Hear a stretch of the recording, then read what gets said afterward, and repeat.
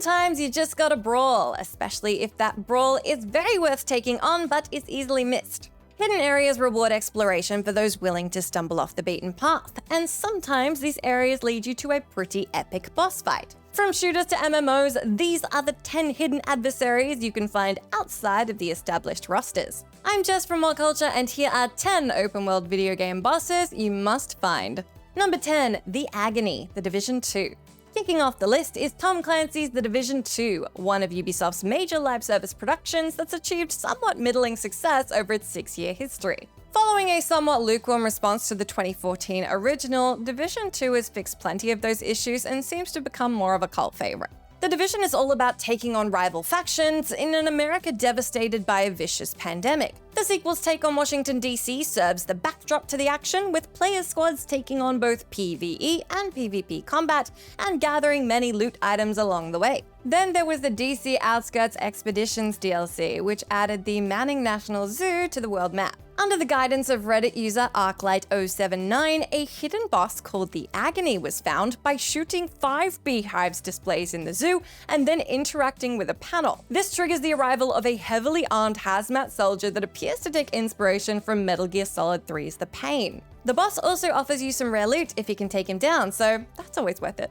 Number 9, Silver Lynel, The Legend of Zelda Breath of the Wild. Easily one of the most highly acclaimed games of all time, The Legend of Zelda Breath of the Wild offers total freedom in its open world, allowing the player to tackle enemies, shrines, and bosses in any order they wish. For the most part, the game will offer up greater challenges the further in you get. Once you powered up Link and awakened a great beast or two, the enemies scale up even further, culminating in the elusive Silver Lynel. These are the toughest variants of the dangerous centaurs. Having been imbued with Calamity Ganon's magic, they offer a tough challenge for even the most seasoned players. The location of the Silver Lynels across the map can vary depending on your game progress, though generally they can be found in the Akala Wildlands and the North Tabantha Snowfield.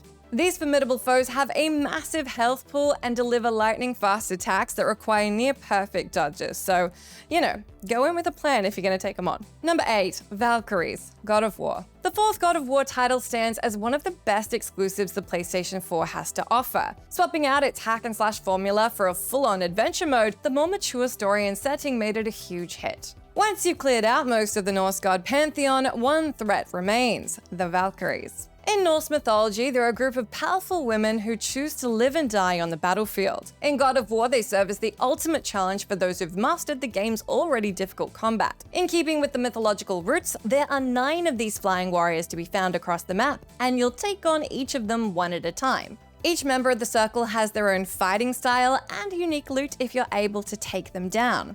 They can be found in several areas between the main mountain and the Council of Valkyries. It all builds up to Sigrun, Queen of the Valkyries, and by far the toughest enemy in the entire game. Coming out on top in this ultimate battle bestows Kratos and Atreus with the finest loot in God of War.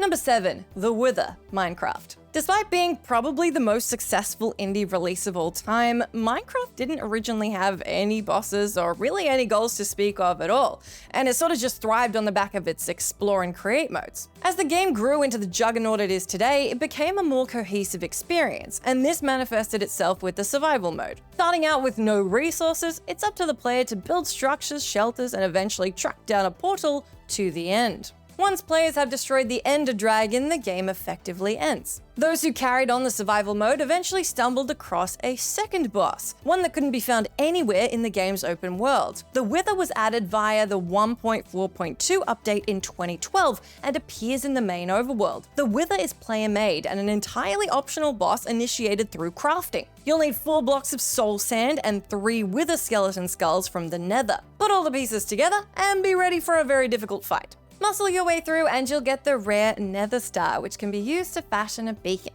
Number 6, The Nameless King, Dark Souls 3. For over a decade now, Soulsborne games have been tearing up the gaming charts, both critically and commercially, establishing themselves as some of the biggest juggernauts in the gaming industry.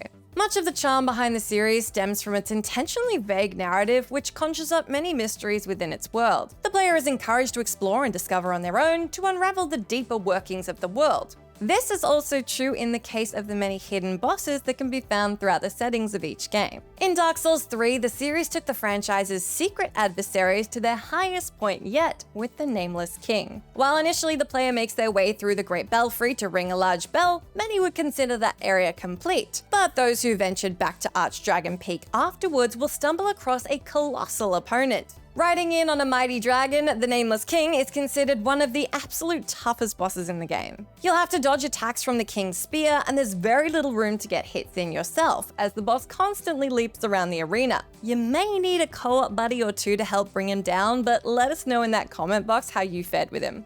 Number 5. Abadon Mutants, Rage 2. Of the numerous IPs under id Software's banner, there's an argument to be made that Rage is the most underutilized.